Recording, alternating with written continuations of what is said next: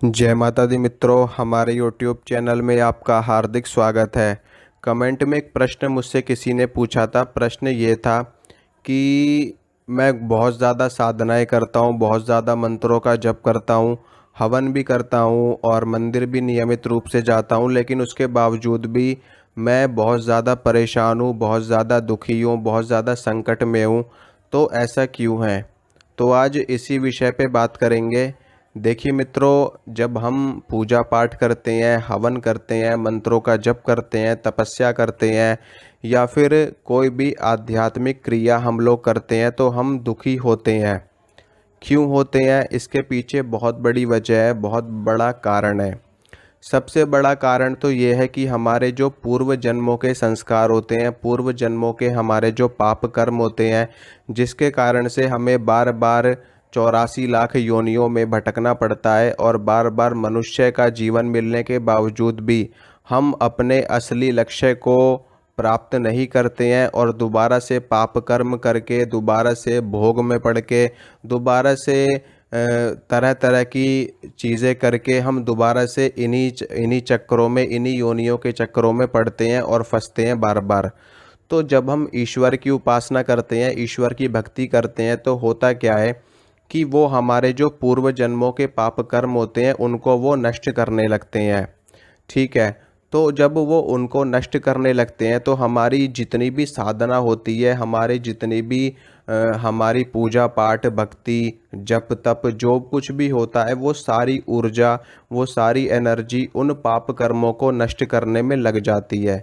यानी कि जितनी ज़्यादा हम पूजा करेंगे, वो हमारी सारी की सारी पूजा, सारी की सारी साधना उन पाप कर्मों को नष्ट करने में लग जाएगी, उनमें वेस्ट हो जाएगी। तो जब हमारे सारे पाप, हमारे सारे संताप, हमारे सारे बुरे कर्म सदा सर्वदा के लिए नष्ट हो जाएंगे, बिल्कुल शून्य हो जाएंगे, तो उसके बाद से जो हम साधना करेंगे, जो हम पूजा पाठ करेंगे, उसके प्रभाव से हमें सुख की प्राप्ति होगी। उसके प्रभाव से हमें भगवत भगवत दर्शन होगा, हमें ईश्वर की प्राप्ति होगी, हमें माँ आदि शक्ति जगत जननी के दर्शन प्राप्त होंगे और उनके लोक में जाने का हमको अवसर प्राप्त होगा।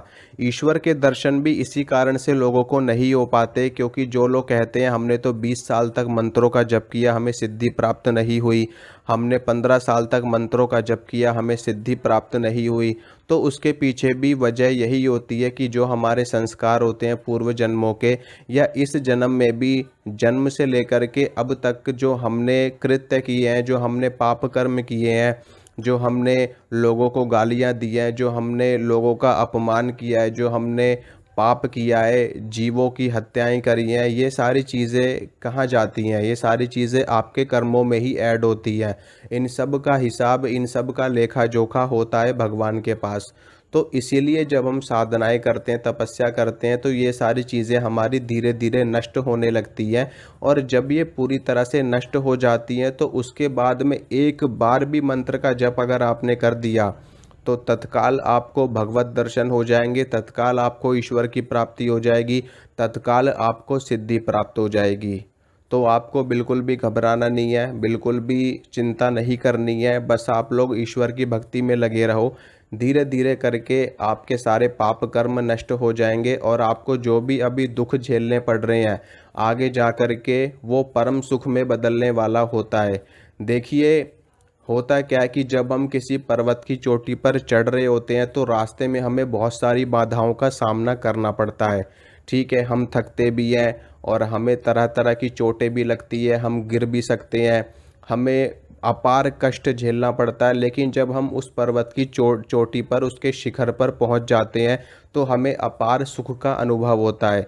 इसी प्रकार से जब हम भूमि में से जल निकालते हैं तो हमें कष्ट का सामना करना पड़ता है, हमें बार बार धरती को खोदना पड़ता है, बार बार मिट्टी को खोदना पड़ता है। खोदते खोदते जब हम उसको लगातार खोदते रहते हैं, कितनी मेहनत करते हैं, कितना ज़्यादा परिश्रम करते हैं, कितना ज़्यादा श्रम करते हैं, उसके बाद में जब हमें पानी मिलता है, हमें जल उपलब्ध होता है, तो उससे हमें कितना ज़्यादा सुख की प्राप्ति होती है।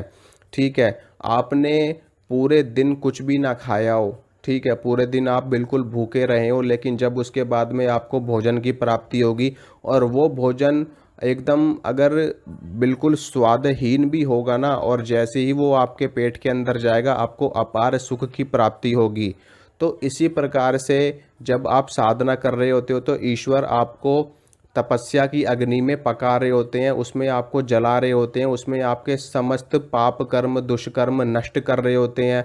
आपकी सभी सभी संताप, आपकी ईर्ष्या लोभ मोह मद मात्सर्य, इन सारी चीज़ों को नष्ट कर रहे होते हैं। आपके अहंकार को, आपकी आपकी बुरी सोच को, बुरी प्रवृत्ति को, आपके मोह को, माया को, इन सब को वो नष्ट कर रहे होते हैं। यानी कि वो आपको इतना ज़्यादा तपा देते हैं कि उसके बाद में आपको महान सुख की प्राप्ति होगी, आपको भगवत दर्शन होगा, आपको ईश्वर की प्राप्ति होगी, और उसके बाद में कभी भी आपको जीवन में दुख का चेहरा देखने को नहीं मिलेगा, यानी कि कभी भी दुख आपके जीवन में नहीं आएगा। तो इसलिए आप अपनी साधना पे लगे रहिए, अपनी भक्ति पे लगे रहिए। धीरे धीरे करके आपके समस्त पाप कर्म नष्ट हो जाएंगे और आपको सिद्धि भी प्राप्त हो जाएगी, आपको ईश्वर की कृपा भी प्राप्त होगी, और आपके जीवन में जितने भी दुख आपको देखने को मिल रहे हैं वो सारे दुख नष्ट हो जाएंगे अपने आप ही। तो ऐसा कभी नहीं सोचना चाहिए, क्योंकि हमने इतने पाप कर्म किए हैं, और जब हम साधनाएं करते हैं, पूजा करते हैं, तो उसके प्रभाव से जो हमें दंड मिलना चाहिए, जो हमें सज़ा मिलनी चाहिए, वो सिर्फ एक छोटी सी सज़ा में बदल जाती है। मान लीजिए आपको तलवार लगने वाली है और आपको सिर्फ सुई लगती है, और उस सुई के लगने को ही आप कहते हो कि हमें कितना ज़्यादा कष्ट हो रहा है, कितना ज़्यादा दुख हमें झेलना पड़ रहा है। हो सकता है ईश्वर ही आपकी रक्षा कर रहे हो सकता है माँ भगवती आदि शक्ति ही आपकी रक्षा कर रही हैं, जो आपको इतना भारी दंड मिलना चाहिए था उसके स्थान पर आपको सिर्फ छोटा सा दंड ही मिला है। तो ऐसा कभी नहीं सोचना चाहिए। भगवान सदैव रक्षा करते हैं, सदैव हम पर कृपा करते हैं। ये तो हमारे ही कर्म होते हैं जो हम उनसे अलग हो जाते हैं, हम उनको पहचान नहीं पाते, या जब हम उनको पहचानते हैं तो कई वर्ष बीत जाते हैं और उनको पहचानने में इतना समय लगता है। तो कोई भी व्यक्ति भगवान की भक्ति से दुखी नहीं होता। भगवान सबको सुखी करते हैं, सबको अपना आशीर्वाद देते हैं। सिर्फ और सिर्फ दुखी हम क्यों होते हैं? क्योंकि जो हमारे कर्म खराब होते हैं, हमारे खराब कर्मों की वजह से ही हमें दुख झेलना पड़ता है। बल्कि भगवान तो हमारी रक्षा करते हैं। जहाँ पर हमें बहुत भारी सज़ा मिलने वाली होती है, वहाँ पर हमें छोटी सी सज़ा मिल जाती है अगर हम भगवान की शरण में होते हैं, माँ भगवती आदि शक्ति की शरण में होते हैं। तो आप बस ईश्वर के चरणों में पड़े रहो, उनकी शरण में जाओ, उनकी पूजा पाठ में लगे रहो, उनकी भक्ति में लगे रहो। आपको एक ना एक दिन अवश्य सफलता प्राप्त होगी, और जीवन में जितने भी संकट है, जितने भी दुख हैं, वो सभी समाप्त हो जाएंगे, और आप भी सुखी हो जाओगे, आपका परिवार भी सुखी हो जाएगा। तो आशा करता हूँ मित्रों, जो जानकारी मैंने आपको दी है आप उससे संतुष्ट होंगे। तो वीडियो को लाइक कीजिए, वीडियो को शेयर कीजिए, और चैनल को सब्सक्राइब करिए। मिलूंगा आपसे अगली वीडियो में। जय माता।